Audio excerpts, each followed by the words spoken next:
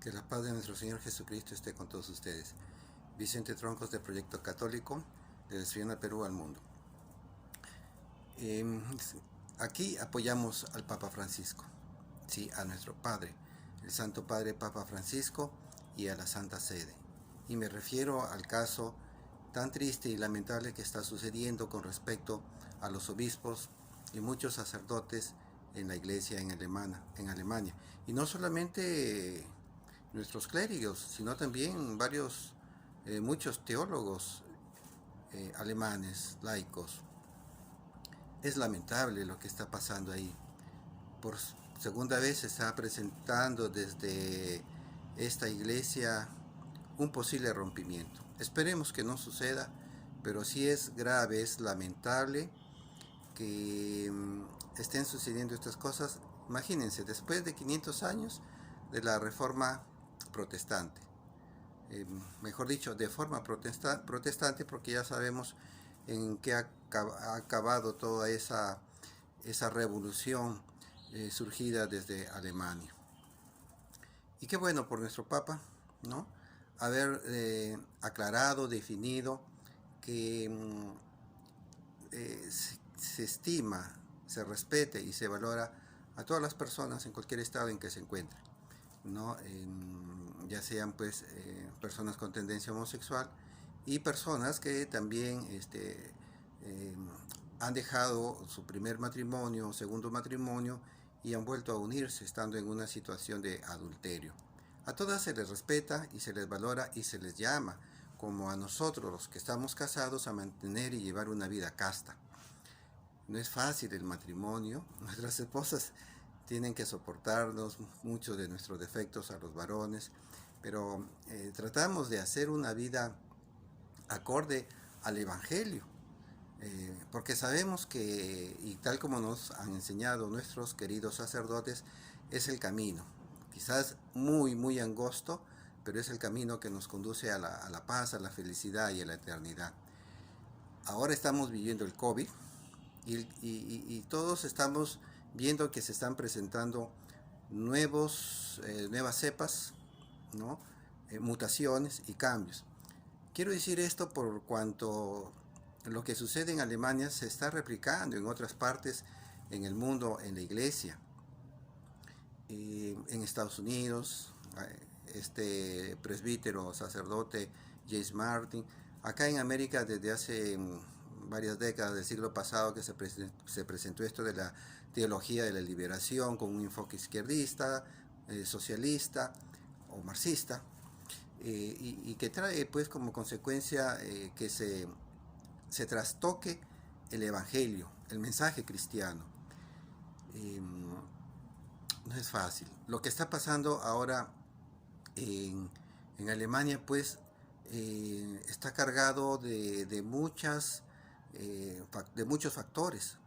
No es de ahora solamente, esto se viene arrastrando, ¿no? Desde el Renacimiento, pasando pues por la etapa del protestantismo y justo ya por los años 1600 va surgiendo esto del racionalismo y va calando esta forma de pensar, digamos, más racionalista, con tendencia a la ciencia y va a servir como base para la ilustración y para los enciclopedistas. Obviamente, esta fue como quien dice eh, el hervidero para que posteriormente viniera esto de la Revolución Francesa. Ahí se quiso destruir todo rastro del cristianismo, especialmente del catolicismo, ¿no? Y ni que hablar de la época también napoleónica, ¿no? En que se metió a la cárcel a uno de sus papas. Y van surgiendo pues las nuevas filosofías, el positivismo, el marxismo, estos filósofos como Nietzsche, etcétera, ¿no? Y con Sartre, el existencialismo. Poco a poco estos fueron dando cabida al ateísmo, a una vida práctica sin Dios. Y pues vamos entrando dentro de la iglesia a esa etapa del modernismo que es, como ya se ha dicho, la madre de las herejías dentro de la iglesia. Sí, pues muchos teólogos han querido desacralizar, quitar todo lo milagroso, lo divino, a los hechos y la vida de nuestro Señor Jesucristo. Y obviamente eso le quita el sentido sagrado a nuestra fe. Y las dos guerras mundiales desastrosas, ¿no? No solamente la destrucción material, sino sobre todo de la fe, de la esperanza en el ser humano. Y vamos llegando ya a esta etapa, ¿no? El relativismo, en que tu verdad solamente es tu verdad y la verdad mía es la mía y así de cualquiera. O sea, no hay una verdad absoluta, ¿no? Cada quien hace lo que le viene en gana.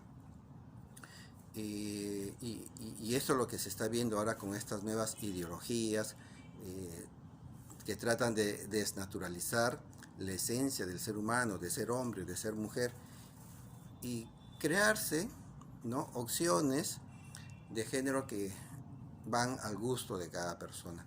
Bueno, entonces todo esto lo que viene causando tanto sinsabor en el mundo y dentro de la iglesia.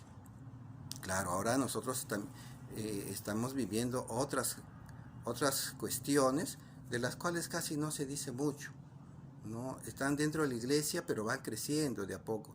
Y me estoy refiriendo, por ejemplo, a esto del buenismo, que se cree que Dios es bueno, ¿no? Que a todos los va a salvar, ¿no? Que si dos personas se aman, ya sea homosexuales o heterosexuales, pero están en adulterio, en una situación pues de una convivencia homosexual, no, pues como se aman, Dios es bueno y el amor es bueno, ¿no? Entonces todos se van a salvar, pero lastimosamente así no es, pues, ¿no? Las páginas de la Biblia, los padres de la iglesia y todos los demás documentos de la iglesia a lo largo de la historia, como la ciencia misma, ¿no?, nos dicen que hay la conciencia, el sentido común, ¿no? Esa ley natural que llevamos dentro, nos van a decir que las cosas, pues, que no están acorde a la naturaleza, a los hechos, al objetivo, lamentablemente van a acabar mal. Pero este buenismo nos va a llevar a un relajamiento, una permisividad dentro de la iglesia, así pues por buenos. Por ejemplo, ¿no?, estamos bautizando así nomás niños, ¿no?, bebés, infantes, porque bueno, sí, digamos de alguna manera necesitan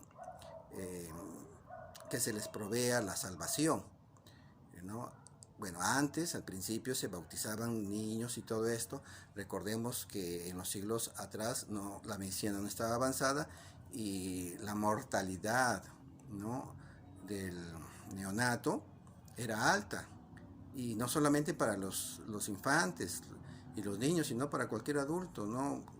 Hasta recién por allá por 1930 y tanto se va descubriendo la penicilina y la medicina logra pues un gran desarrollo para salvar a las personas. Pero ahora los niños pues sobreviven esas etapas, ¿no? Pero en fin, habría que hablar mucho sobre ese tema. Pero no estamos viendo, que eso es lo que quiero centrarme, y no es para juzgar ni señalar con el dedo a nadie, sino para ayudar a las personas, especialmente aquellos que están en concubinato o fornicación, como en adulterio, a que arreglen su vida. Así, yo también pasé una etapa así negativa, pero la lectura del Evangelio, la misa, los sacramentos, poco a poco, pues, hasta me ayudaron a cambiar y aquí estoy. Y este esfuerzo de llevar una vida matrimonial en castidad es exigente, pero es agradable también porque tiene logros, hay felicidad en todo esto. Y así pues, valoramos el bautismo, pero no valoramos el matrimonio o la situación fuera del matrimonio en la que se encuentran los papás de esos niños que van a bautizar. No es como que se les dijese, bueno, está bien el bautismo, sí vale, pero el matrimonio, este otro sacramento no. Pero siguen en esta situación de concubinato o adulterio. Y hemos llegado a esta situación de permisividad. Luego esos niños van a bautizados, 7 o 10 años después van a hacer la primera comunión y los padres siguen en la misma situación. Llega la confirmación y los padres siguen en la misma situación. Y así, y se casan esos niños después y ya, o se juntan, mejor dicho, pasan a una etapa también de fornicación o concubinato. ¿Por qué? Porque vieron en los padres esa situación de vivir así. Y la iglesia, bien, gracias, ¿no? Entonces, a eso estamos ya. Y todas estas cosas, ¿no? También plantean retos. Entonces, ahora sí, pues como lo que está sucediendo allá en Alemania y viendo todos estos casos, ¿no? Tan brevemente comentados aquí, pues yo también podría decir, ¿no? Eh, que venga pues la poligamia, ¿no? Yo también quiero la poligamia, ¿no? Para tener dos, tres mujeres, ¿no? Claro, no me alcanza el sueldo, ni puedo con una mujer, ¿no? Ni con mi esposa puedo. Con una, o sea, va a ser más difícil pues poder con tantas. Bueno, fuera de bromas, es la situación que estamos pagando, ¿no? Que estamos pasando, y habría que señalar muchas cosas más, ¿no? Tanta gente que, por ejemplo, va a misa y no comulga, ¿no? ¿Por qué no comulga? Hay personas que van de años y lamentablemente no comulgan, ¿no? Y cada día van menos personas a misa. Eso es muy triste porque la misa es el centro, la liturgia, la Eucaristía es el centro de nuestra vida eh, religiosa. Y digo religiosa en el sentido de la relación que tenemos con Dios y con la iglesia, el cuerpo de Cristo. Y también pues vemos tantos laicos, especialmente, ¿no? Y lo digo con respeto, ¿no? Porque en los grupos parroquiales, los laicos tienen un gran respeto por nuestros sacerdotes, los estiman mucho. No mueven un alfiler si no se lo comunican al sacerdote. Hasta eso hemos llegado, incluso a niveles de alto clericalismo, que el mismo Papa Francisco, ¿no? Ha puesto a colación. Y pues son muy condescendientes. A veces nuestros los laicos, ¿no? No son de decir, oiga padre, usted se ha equivocado en esto. Oiga padre, yo opino de diferente manera. Y a veces no le hacemos ver con amor fraterno, con una corrección fraterna, que nuestro sacerdote se equivoca, porque no es posible que 10 o 20 laicos piensen de una manera, ¿no? X, y el sacerdote piense de manera Y, o sea, 20 personas, pues no van a pensar mal, en error, que una sola persona, ¿no? Recordemos que nuestros sacerdotes también son seres humanos, ¿no? Y hay que hacer ver también sus errores, ¿no? Y nuestros sacerdotes a veces, no digo los de mi parroquia, pero sí he visto otros, que a veces como que subvaloran las capacidades de los laicos de dirigir, de organizar, llevar a cabo tal o cual cuestión dentro de la iglesia, quizás de evangelización, o a veces de cuestiones meramente administrativas, y todo lo absorben ellos, y les queda poco tiempo para la prédica de la palabra, para la oración, para los sacramentos. Entonces ahí nuestros sacerdotes, con cariños, ¿no? Se los digo, si alguno escucha, de que tienen que confiar también en sus laicos, ¿no? Eh, Grande pues también la ignorancia en muchos de nosotros los laicos, que no estudiamos, no vamos más allá de lo que se dice en la misa, que son unos 15 minutos la misa dominical, una homilía, 15 a 20 minutos es muy poco. Y luego a los días se nos olvida, sino a las horas, lo que se dijo en el Evangelio. Las catequesis pues son muy sencillas, ¿no? Algunas catequesis son de hora y media o 3 horas a lo mucho en algunas parroquias, por ejemplo en el caso de la catequesis del bautismo, que es para adultos, porque ni qué hablar de la catequesis de la comunión y de la confirmación. Con todo el respeto, todo el cariño a nuestros catequistas en esos niveles, no digo que en todas las parroquias, pero sí se están notando necesidades de fortalecer, de afirmar más las catequesis, que tienen que ir más allá de los juegos y las dinámicas. Bien, y todo esto pues está trayendo un gran resquebrajamiento interno dentro de la iglesia, por ejemplo ahí en Alemania que hemos indicado, eh, y no y se pierde pues el depósito de la fe, ¿no? Nuestro credo.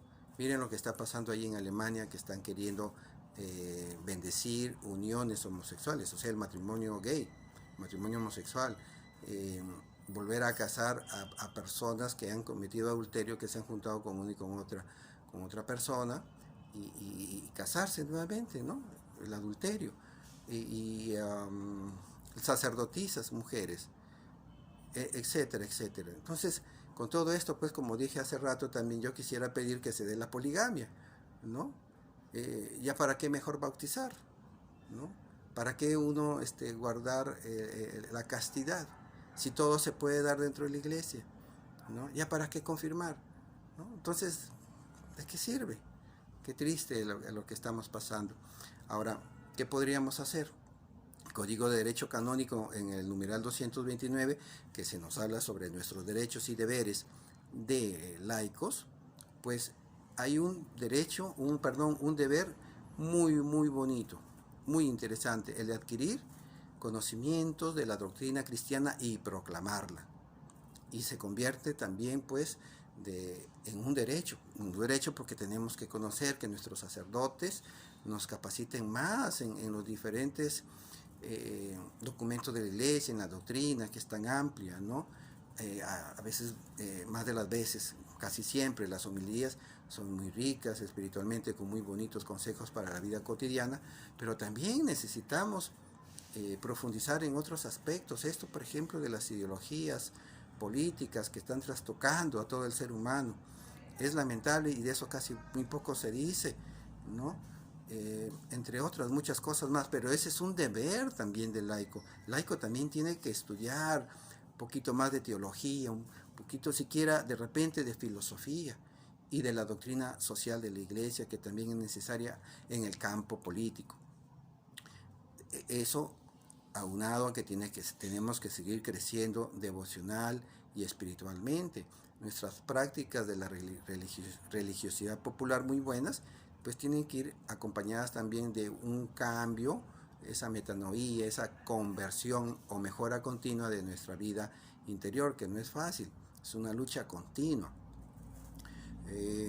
Y ejercer pues nuestros derechos eclesiales y ciudadanos, a la vez de cumplir con nuestros deberes dentro de la iglesia. No solamente es la ofrenda, no solamente la ofrenda o ayudar a veces con el sufragio o los gastos de los seminarios, etcétera, dando donaciones. No, también una participación activa dentro de la iglesia. Si yo soy profesional en psicología, en educación o pedagogía, prestar mis servicios de consejería matrimonial. Si soy economista, soy abogado, dar unas horas de apoyo en estas ciencias y integrar al laico de la banca, ¿no? Que es el que está como oyente, nada más como espectador. El laico de la banca también es parte de la iglesia, también es parte de la iglesia y hay que moverlo, cómo lo vamos poco a poco incentivando a participar dentro de la vida litúrgica, ¿no? Y eclesial en general, para que de ahí salgan pues también los nuevos gobernantes que en el mundo necesitamos, porque se lo hemos dejado el mundo, al menos el mundo cristiano, la cristiandad, se le hemos dejado pues a personas que siendo en un inicio cristianas, lamentablemente han apostatado, han dejado su fe por los lobbies, por el dinero, el poder, etc. Y hagamos un desagravio a nuestro Señor Jesucristo por este daño que se le está haciendo a la iglesia. Es triste, muy triste. Hagamos nuestros rosarios, ofrezcamos los Via Crucis y demás oraciones que nosotros solemos hacer para desagraviar a nuestro Señor Jesucristo por este mal.